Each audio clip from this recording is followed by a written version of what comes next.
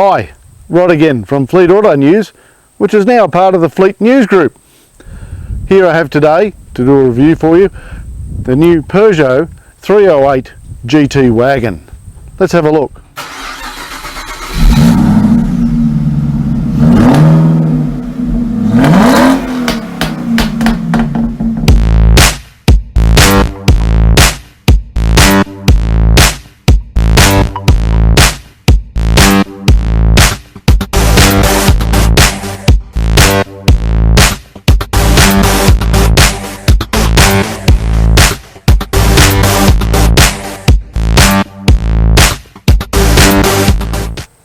All the Peugeots, I'll be honest, I like the styling, I really do. The claw type daytime running lights looks really cool. The 308 follows in the tradition of its bigger siblings, the 508 and the SUV range as well. It just looks cool, it really does. Has a really aggressive stance and look, and that has to be the lowest mounted number plate I've seen on a car in a long time. But it all looks really cool. Low profile tyres, hunkered down. As a sports wagon, this thing's got the goods. It really looks the part. Looking at the rear of the GT Wagon, it's very pretty. The taillights I like. I know I've told you that before, but they've just been modernised a little bit more than on previous models, and I think they look really sweet. They're now a horizontal marker rather than vertical, but it works really well on this car. And because it's the top of the line in the model range, it does this. Opens up automatically for you. To all the versatility that the wagon has to offer.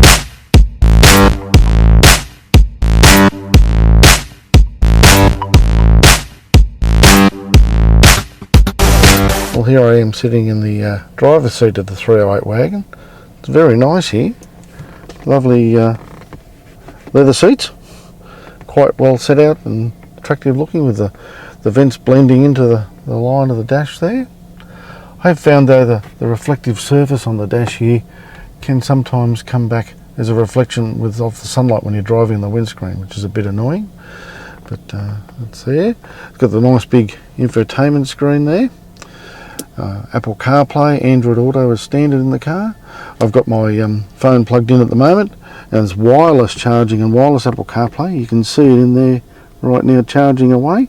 But one thing I've found is when you're driving, the phone tends to slide around a bit, and if it slides off the charge pad, moves around, it doesn't charge.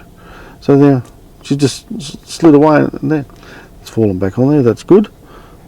But a lot of times driving, she just goes up out of the way, and then suddenly it's not charging. So I don't have the biggest iPhone in the world, but you've got to keep sliding it back on to hold it in place to keep it charging. It's got a good stereo on this. Let's have a bit of a listen to that. I'll turn her up.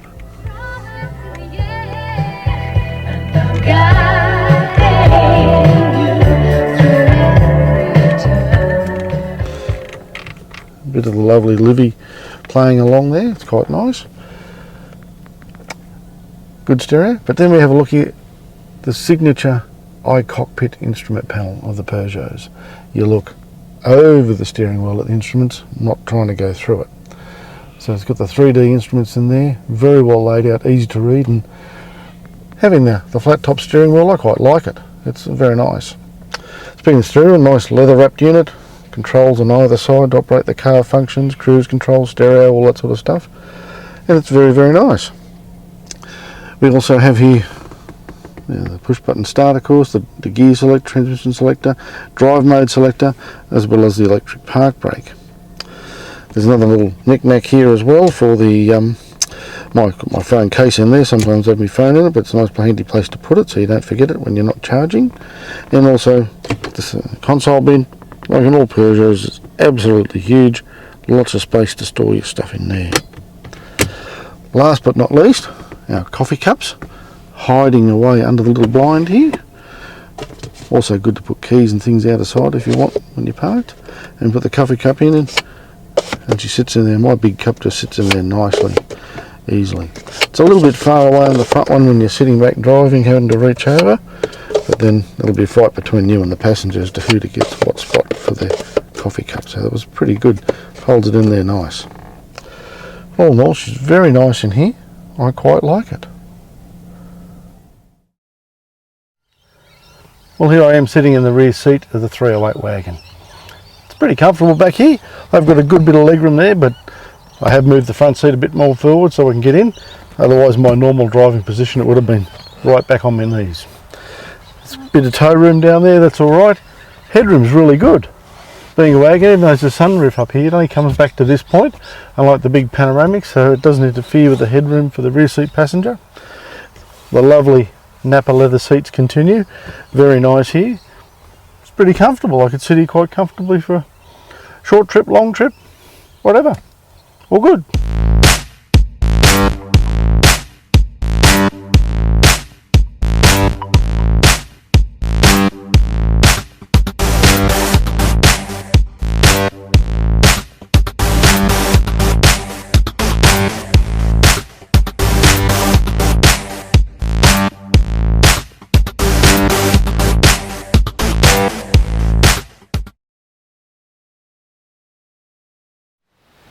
In the rear of the 308 wagon, there is a fair bit of space there.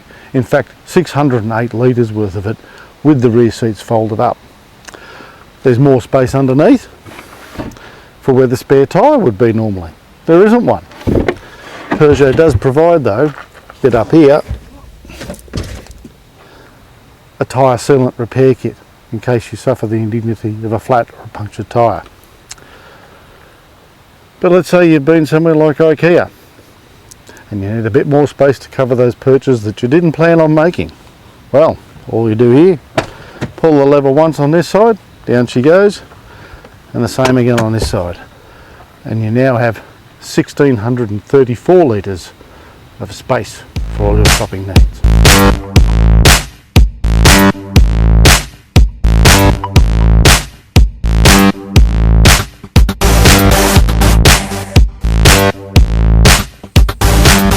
Under the bonnet of the 308 wagon, we have Peugeot's 3-cylinder 1.2 litre PureTech turbo motor.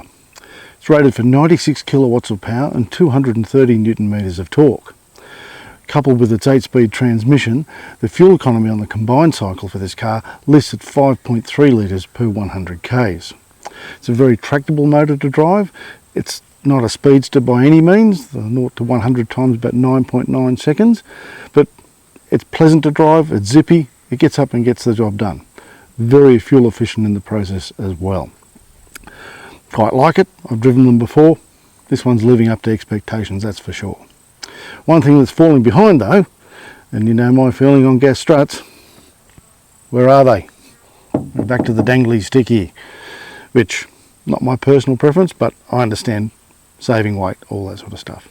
But it's a good motor, does well.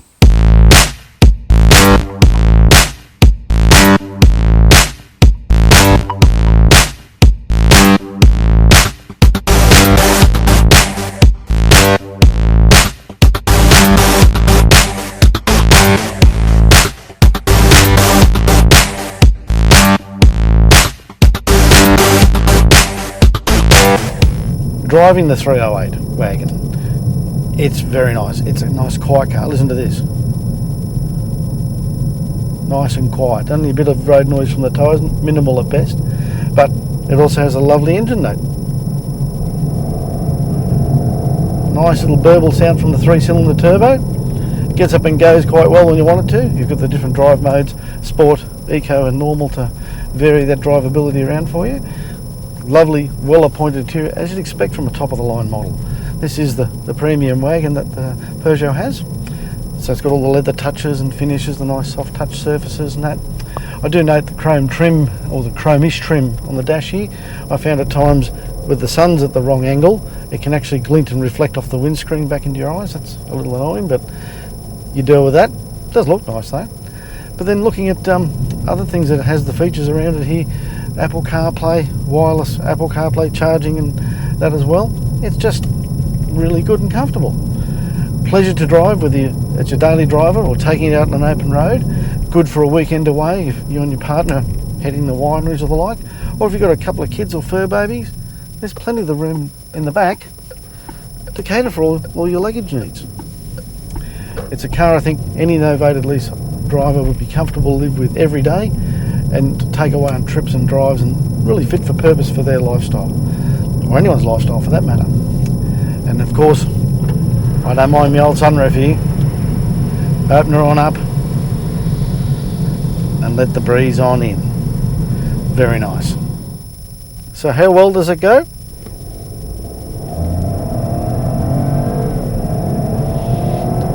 It goes very well, gets up and goes nicely. It's a zippy motor. It's only 96 kilowatts, and it's no speedster in the 0 to 100 stakes by any means.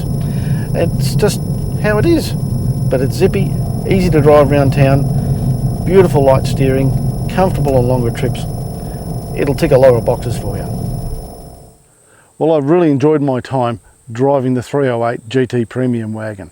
It's a great car. Looking at it, as you see it here, right now, $56,395 is the manufacturer's recommended drive-away price. And that includes the $1,050 paint option here for the pearl white paint, which they class as a premium paint option.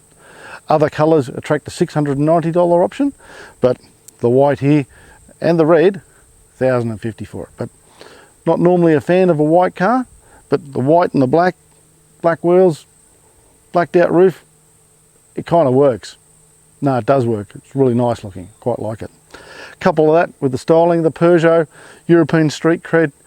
If you're looking for a new novated lease and thinking about potentially a wagon, this one really could do the business for you. It's great to drive, easy to live with every day, gives you the versatility and practicality of the wagon, and looks stunning. So it might be for you. Peugeot offers a 5-year unlimited kilometre warranty and 24-hour, 7-day-a-week roadside assist as well. It's a great looking car, really enjoy it, and yeah, it's really nice.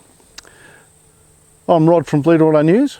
If you've enjoyed this video, please hit the like button below and give us a thumbs up, maybe even leave us a comment.